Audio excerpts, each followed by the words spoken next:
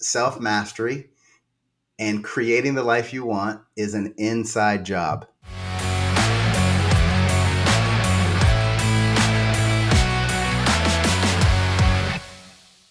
Hello, and welcome to the Mindset and Self-Mastery Show. I'm your host, Nick McGowan, and today on the show, we have James Madison. James, how are you doing today? I'm good, Nick. Glad to be here. Thank you for the invite. I'm excited for you to be here. Okay, I'd mentioned a little bit before we hit record, we get messages throughout the days, basically, of people that are trying to be on the show, and I'm not trying to boast or anything like that, but we like to do our own research to be able to figure out, is this a good fit? Is it not a good fit? What can we talk about? What are the topics? Even if somebody gives us topics, we'll typically go, that's cool. Let's look and see what you're about. I am excited for us to be able to talk about purpose. Obviously, as co-founder of Choose Your Calling, helping people actually figure out what their purpose is, that's a big proponent of what we talk about here on the show.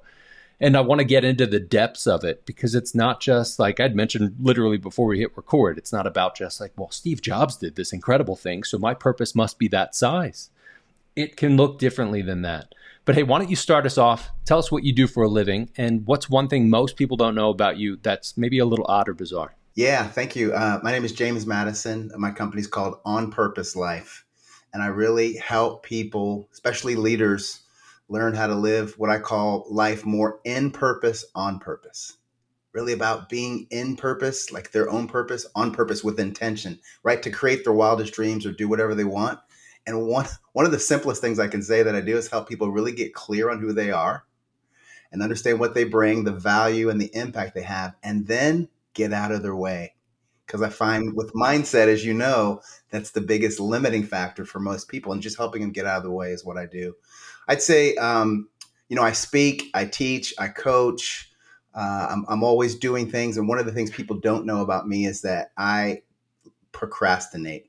I'm the guy that's up at 4 o'clock in the morning on the day of the presentation, finishing it, not usually starting, but finishing it off. And I've learned to understand that, that procrastination is a form of wisdom. Because I don't get what I call the final downloads till things until it gets close. That pressure and the real. So usually when I do something, it's got all the relevant information that I've received like right up to the moment. And I kind of like that rush a little bit. I was going to ask if you like the rush, because if you can be aware that you have to get a download, that's one thing. I would feel like you'd be like, all right, well, if the download happens within an hour of this thing, can the download happen within 12 hours of this thing? But if you're like, give me it, that's pretty cool. Yeah. It's interesting when you think about procrastination, because that can be one of the things that's like, there are several layers to all of this, no matter what it is that we look at. Somebody might listen to this and go, cool, me being lazy and procrastinating is totally fine. Dude said so. That's not exactly what he's saying.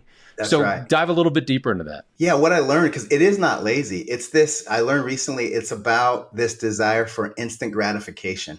And if it's 2 weeks out, there isn't any real reason to do the thing, right? But as it gets closer and it starts to become real, that's when my genius kicks in, because it's real. Whatever I'm going to do or produce is actually going to have an outcome that I can see. And it really comes down to more that instant gratification. One time I was doing a talk in May, and they wanted to see my slides in March. I said, are you kidding me? I don't even really get close.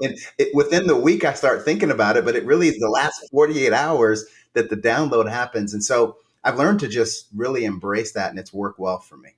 I'm sure there are some people that were on the other side of that, that were like, come on, man. Sweating bullets. But that's cool that you know that about yourself and that you can actually do that. Have you honed that in over the course of time, or is that something that you really kind of understood even as a kid in school? If I look back, I can see it. I don't think I really understood or embraced what was going on and use it as a superpower until I got into coaching these last few years. Working in corporate, it was deadlines and timelines and things like that drove that sense of urgency. Once I got away from that, it was me. And I think that's when I could really kind of see how that showed up for me, embrace it. And now I build it into my plan. I know that I'm going to go on a walk. The download's going to happen. I'm going to bring the last few pieces together, and it's going to be amazing, whatever I do. Where do you think that download comes from? I know that everything I get, everything I have comes from God. Like that's where my faith lies. So when, like I said, I go on the walk, and I don't think about the thing, but just things start dropping in. Things start dropping in that I would not have known were necessary. Then I do the thing, and those were the most impactful things, not the things I planned weeks ahead. So that's when I learned I'm really the vessel, right? I'm not driving. I'm the vessel for communication of that message, and I just trust that it's much bigger than me. That right there, we could probably just take the rest of the episode and talk about that. Thinking about being able to trust and have that trust within ourselves. I'm actually actively reading through, I always butcher her name, but it's Iyanla Van Zandt, her book about trust. And it is such a difficult thing, especially everybody has some sort of trauma. No matter what, there's something that's happened too quick, too much, all at once that was traumatic to you. And for us to, we break from the trust at times. So for you to get to a point where you're like, I can trust that this stuff's going to happen. That could be really scary for some people. If it's like, I've got this big thing to talk about next week, but I know that I just have to trust myself to be able to do it. Are there daily disciplines or things that you go through to really, I guess, strengthen that muscle of being able to trust yourself? Yeah, it's just become a practice of when I feel the edge to not do it and to really put myself in it, is just to kind of catch myself in that tension or stress. Usually I'll feel it in my stomach like an agita feeling, right? It's that little feeling, and I know, okay, if I'm feeling that, now I'm making it about me, and it's not about me. So release that and allow whatever's coming to me to come to me. And one of the things I've done to help confirm that is when I've spoken somewhere or coached or done something, people will say to me, "Hey, that was a great job, great job." And I'll say, "What did you take away?" I really don't want to hear about what I did because I don't know what you took away. And I'll ask people and they'll tell me what they got. And then I go, "Oh, that's the thing that came actually in the moment when I was speaking that was never planned." And so that's when I know I really am the vessel and just need to be aware of those cues in the moment, because I don't know what people need. I know what I have to share, but there's a much bigger picture of what people need to get. What a beautiful thing, especially being able to understand that you will most often, especially how you operate, you're saying you'll most often have those things that just come out. And I think that's one of the beautiful things of it. Hell, even with the podcast, I'd mentioned to you, like, we have these two bookends. The rest of this, we're just riffing apart jazz. That's all this is, because there's beautiful things that come out of it, where if everything's just scheduled and planned along the way, you don't actually allow for that. But it can be scary for people to go through it. I don't want to keep going down this path because I know there's more stuff that we can get into. Why don't we take a little bit of a step back? Tell us how you got to where you're at and give us some context to you. Yeah, so I spent 25 years in the corporate world in manufacturing consumer products, working with Colgate Palmolive and Hinkle Consumer Goods, always in operations, always in leadership roles. And leadership was something that I love teams to this day, and I love leading teams and helping teams evolve. And, after about 25 years, I decided to pivot out of the corporate world and do my own thing. And I got into executive recruiting. Actually decided I wanted to be an executive recruiter after talking to a coach. Went to my Saturday morning Zumba class 3 days later, and I met a lady who was an executive coach. And 7 days later, I went to work with her. So it was one of those things I was like, wow. So when you get clear on your gifts and what you want to do, and then you actually put that out there, the things that are meant for you, when you understand your purpose, actually find you. And that's what happened to me. And I could tell you 100 more stories like that so far, but that was the beginning. Like, okay, so when you get clear in who you are and what you bring and the value and the impact, and you just start to walk in that, all the things you're meant to do just start to show up in your life and you recognize them. And so that was the beginning of me kind of getting on this path. And it can be a weird thing for people. I talk to different people about where they're at in their purpose journey, where they think they're at, where they want to be, where they would like to get to. And it goes back to, I think that trust is a big portion of that, where if you can trust, like, this is what feels right for me. I often think about the people that are in the spot where they're like, look, I've done this thing for 20 years or 30 years and like, I'm damn good at it, but it doesn't feel right. There's something off. And even if you're just a small percentage off, like, being able to fix that small percentage or adjust that small percentage can change it for you. So what does that look like when you work with people that are in that spot where they're like, look, man, I've been doing this thing for so long and it feels kind of right, but not? Yeah. It's funny. I work with people typically that are very senior leaders. They're very successful. They're all good at what they do, and they're all stressed the hell out, right? They've sacrificed so much of themselves to get that success, and at the same time, they're not fulfilled. It's like in the first part of their life, it was chasing success, having the money, having the things, having the family. And they get to a point and go, is this it? Right? They start to seek significance over success. And I was playing around with the book title of something I'm working on. And the title would go something like this: Your success is killing you. This idea of success, but dying on the inside when it comes to physical health, mental health, relationships, marriages, even thinking about the legacy that one is leaving for their own children, of how they're teaching them what's important based on sacrificing so much for success. Ah, so that always, whenever we get in anything like that on this show or any conversation I have, even if it's somebody at a freaking grocery store or something, I can't help but not think about systems in play Yes. and how we were told that this is what you should do in life. You That's should right. go to school, and then you go to another school that you pay a bunch of money for to get a piece of paper that tells you you can go get a job now.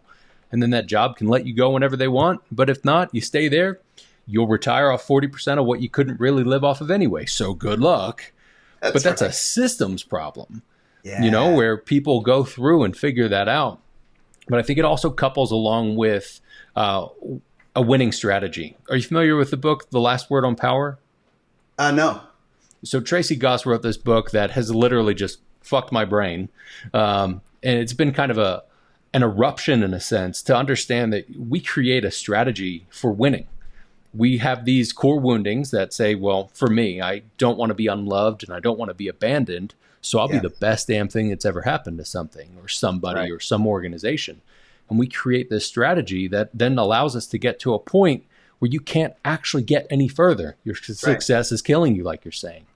So what do you talk about and how do you work with people when they're trying to figure that stuff out? What does that look like? Yeah, it's funny you said that. I use a statistic that says that 80% of the programming that we get for life that creates the patterns of our life, we get 80% of it by the time we're 8 years old. Mm-hmm. Scary, especially in today's world, right? So imagine if you have 80% of the programming, which is about beliefs about the world and yourself. And the big one I call a lying belief. And my lying belief that I used to have was I'm not good enough. And most people's lying belief is I'm not good enough, I'm not lovable, I'm not worthy, I'm not fill in the blank, right? It isn't that somebody ever told them that. It's that based on circumstances and programming, they said that about themselves. For me, what that did is cause me to go into what I call prove energy in my life. I'm going to prove that I am good enough. That caused me to overwork, take on assignments. I always saw give me more as a reward because I get to prove that I'm good enough.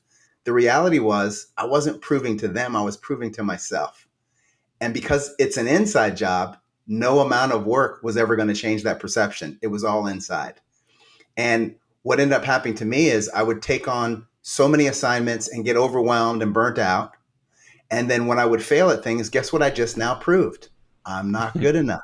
Mm-hmm. So it becomes this. So it's really not about the actions, it was the lying belief about myself. And so when I work with clients, if we just put in place solutions and strategies without getting to that lying belief and really root it out, all they do is keep generating the same kind of results and more stress and more worry. So I really help people get into understanding what is the truth about themselves, replace that lie with the truth, and create from that place instead of the wounded place, like you mentioned.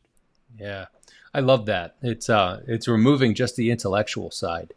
I think of even myself, I spent years and years and years just intellectualizing things, reading books, watching TED Talks, listening to podcasts, doing all these things and just knowing it, but not actually deeply understanding and feeling it, and then doing process work through it to be able to get it out of your cells and to be able to work through that stuff.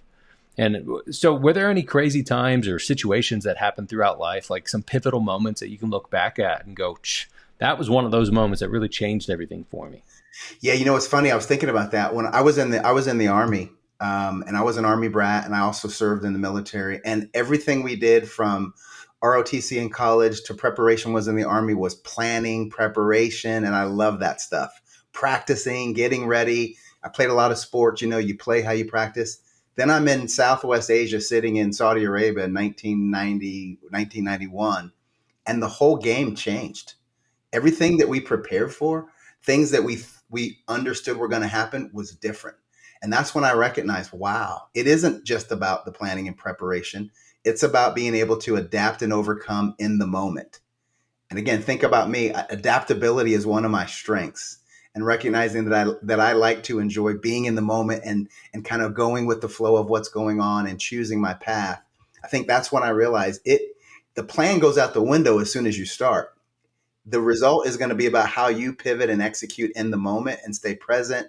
It's what I call knowing the flow and then choosing my go, right? Not just going with the flow and floating, but kind of seeing what's going on and then picking a path. And that to me has been the key to everything I've ever done. It's easier said than done. Obviously, when crazy things happen or some situation happens, that's where a character can show up, and that's where Right. how we actually want to be shows up. Maybe it's not specifically the want that we want. Like, if somebody says, well, if so-and-so or something happened and there was a gun to your head, you'd be like, oh, I would knock the gun out of somebody's hand. I would flip them over. I would do this. I would do that. In all reality, you might just shit yourself and cry in the corner. You don't know. That's right. But being able to actually prep for that sort of stuff, mentally prep, spiritually prep, and be able to work through it. Are there sort of pieces that you've put together that have worked for you in the way that your energy is? Yeah, if I think about even the career that I had, it was always in operations. There was always people, process, products, things moving, things happening. At the end of every 8 hours, I could measure the safety, the quality, the reliability of what we produce. So I think about that instant gratification thing of mine. I love a little bit sadomasochist sometimes operation is, because it's crazy, it's nuts, things are down, but like I thrived on that because I could see tangible results every 8 hours. And I think that's why I enjoyed that type of career. And I developed this term, over, under, through, and around.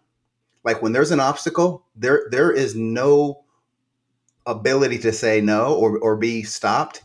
We're going to go over, under, through, or around that obstacle.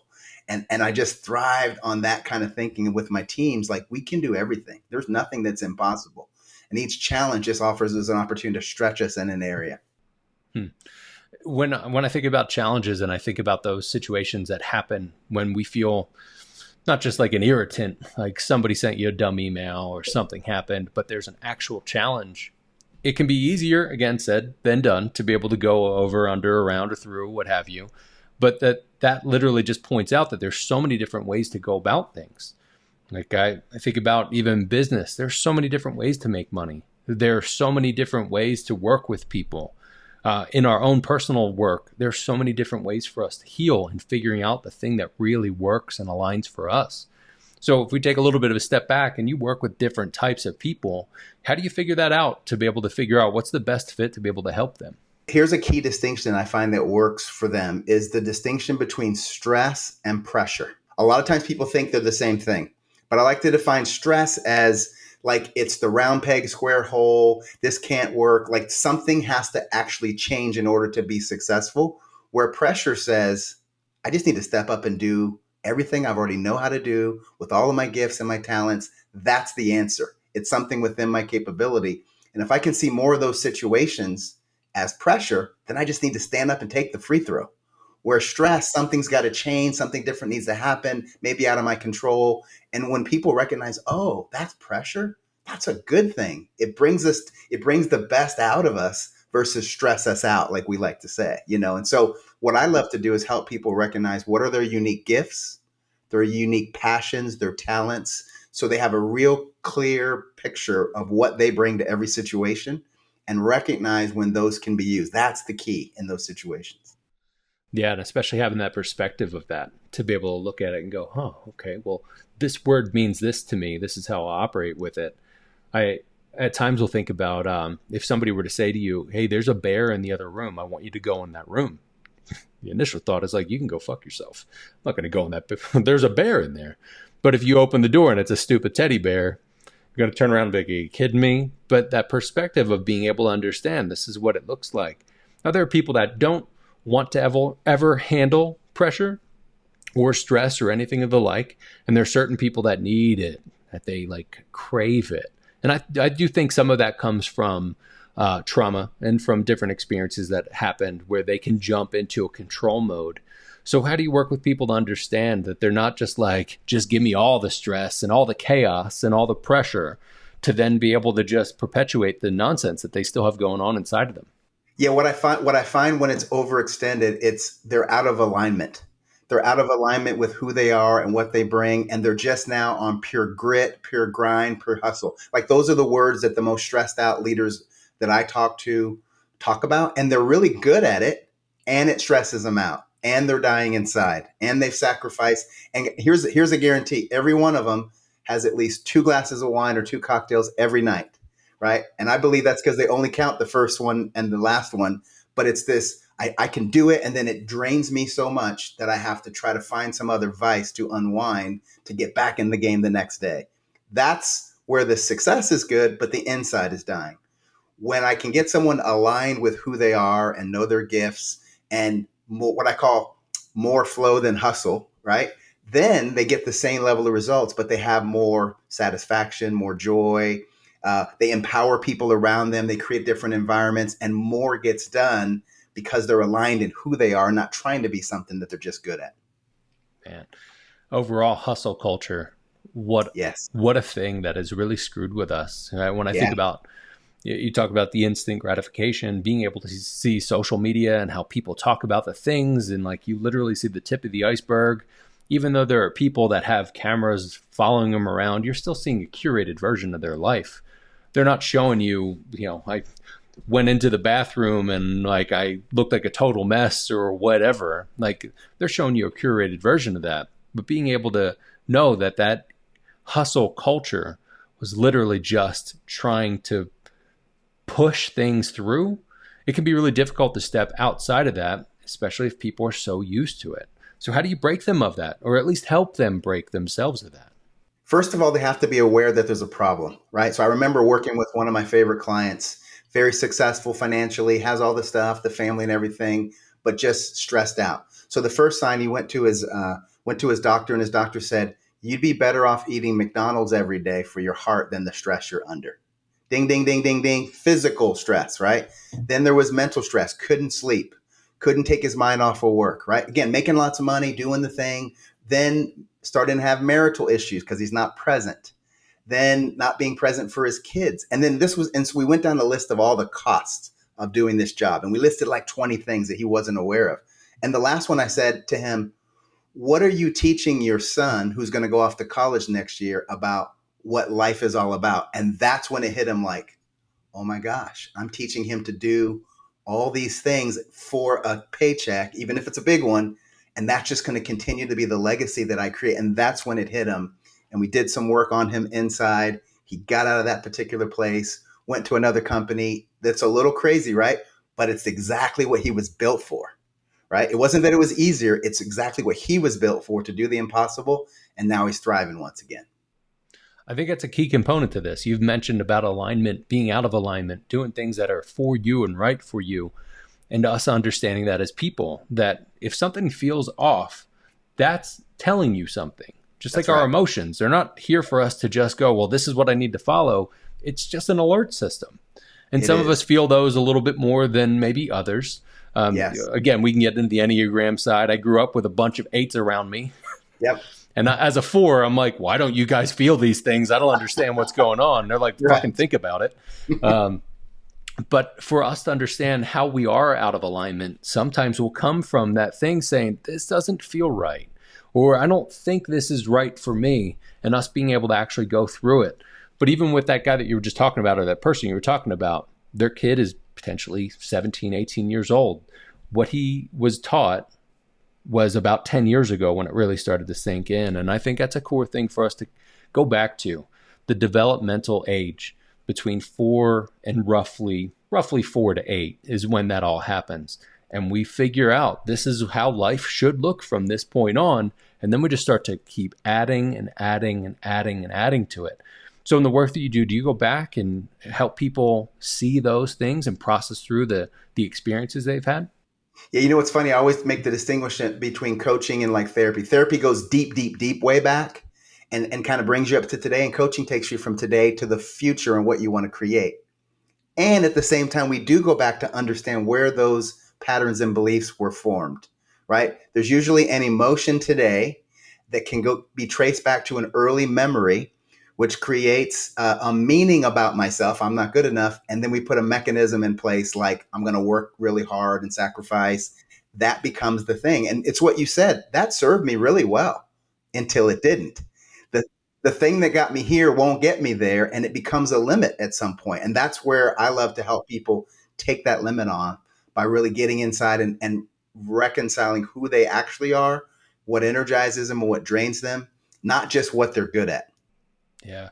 Let's take a moment to see the people that are listening to this. Look, we get it. We get you. You're probably stupidly frustrated right now because we've been there where you're like, well, this thing won't get me any further, but damn it, it's got me this far. So why the fuck won't you get me any further? It's like, this is as far as we take you.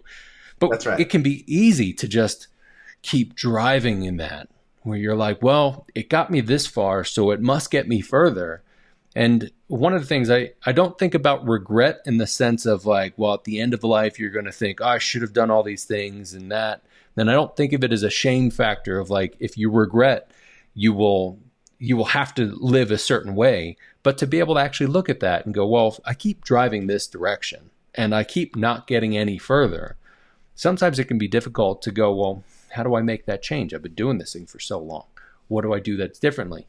It brings me to a point. The person I don't work with is the person that's addicted to the cortisol of stress. Because a cortisol is a hormone, right? And people can get addicted, and therefore they create situations. They are the firefighters that tear the thing down, set it on fire so they can solve it. That's not the person I work with. I work with the person that can do that, but isn't satisfied or fulfilled and wants to create greater significance, but is stuck, doesn't know how. That's where I come in to help them take those layers off so they can really create the freedom that they want to create things. So that's a distinction. If you're just the person that likes to burn and churn, that's not my person.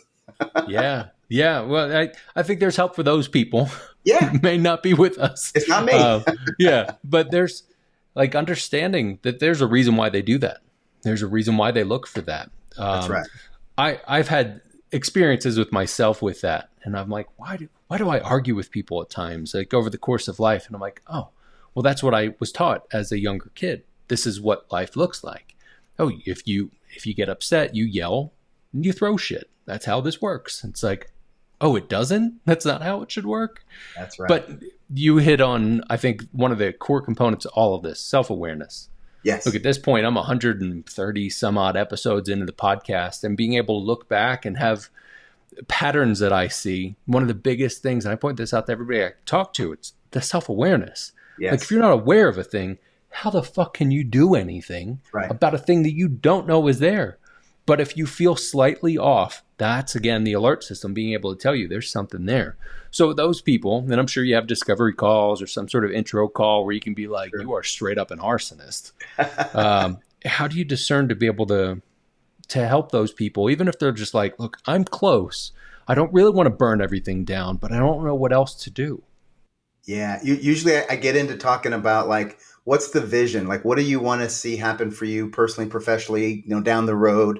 What are the obstacles you see today? What's the impact if you do nothing?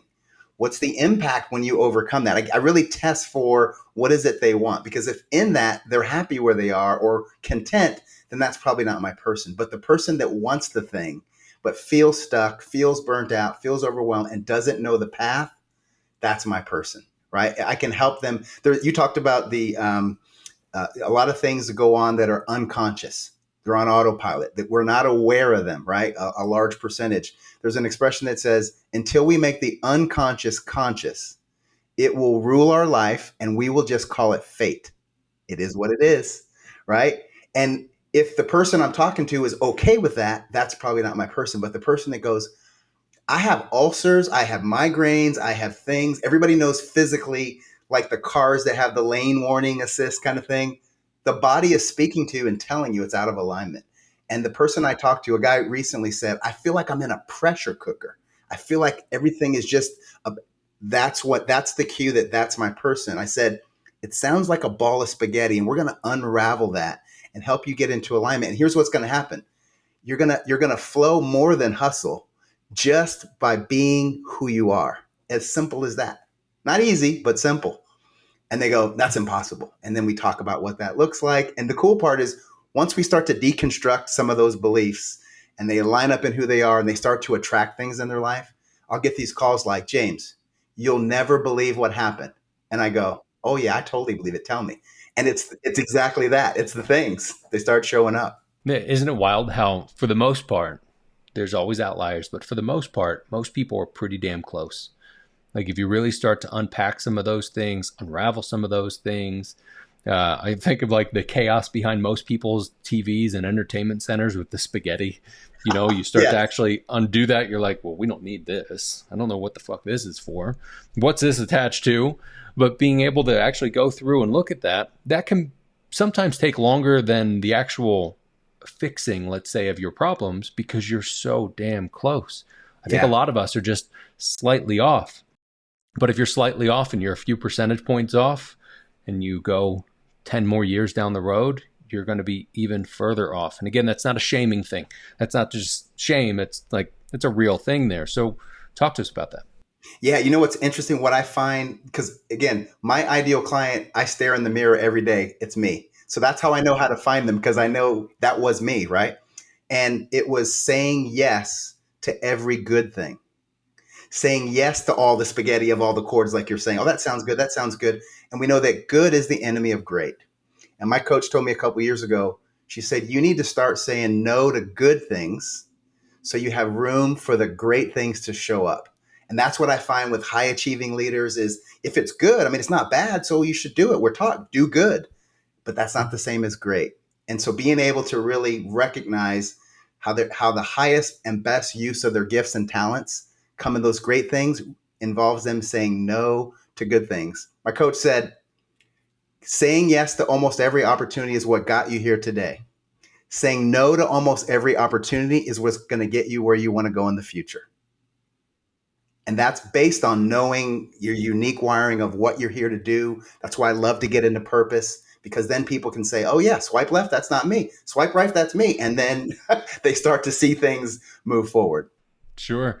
Oh, so many times a lot of people can be really hesitant to say no about something or think that they even have to keep going further than that. No is just a full sentence. And if you feel a no inside of you and you don't listen to that, at some point it's going to come up again. You're going to have to learn that lesson. I still have that stuff that happens. God, there's something that even happened months ago within business where I was like, this feels like a no. My partner said it was a no, but we still did it. And it was totally a no. And there are different situations that happen where the more that you can see that, you can feel it. And I think we can understand like, oh, this is a no because there's something greater. And oftentimes it's like literally right around the corner. Absolutely. One of the things I like to say to people when making this decision is when you are presented with an opportunity, if it is not a full body hell yes, it's automatically a hell no. There are no hell maybes. You don't need to figure out, could you do it? If it's not full body hell yes, just consider it hell no. And that's hard for people because it's like, well, I could do that. I've done that before. Yeah, but that's not who you are and what you were designed to do. Full body hell yes, teaching them what that looks like. And then that's when the most amazing things show up. I fully subscribe to that, but my sacral runs my life. Like even when it comes to like dinner, there are times where we're like tacos, burritos, sushi. Yes. Like that's the thing. Yeah. But I don't know if that's always for everybody because the heady people, the people that are always thinking about things, they still need to have that, but maybe that's a bit more of a verbal sort of thing. Yeah. Have you experienced some of that with your clients? Yeah. Most of them, they struggle with that because they can rationalize anything. And here's the problem. When you're really good at doing something, even though it's killing you, it's hard to let go of it because you think, and a lot of my clients, they make good money, they have great careers, and they think if I can just endure another X number of years, then I can start to enjoy life. Well, life's not guaranteed. And you may have more money than health or time left when you get there. So the way to take a cash advance on your joy is to really align in the decisions today and start saying no to more things. Absolutely. So along that line, what's that piece of advice you'd give to somebody that's on their path towards self-mastery? The number one thing I like to say is self-mastery and creating the life you want is an inside job. It does not matter what the factors are around you, the environments, the politics, your bank account, your doctor's report. It is always an inside job.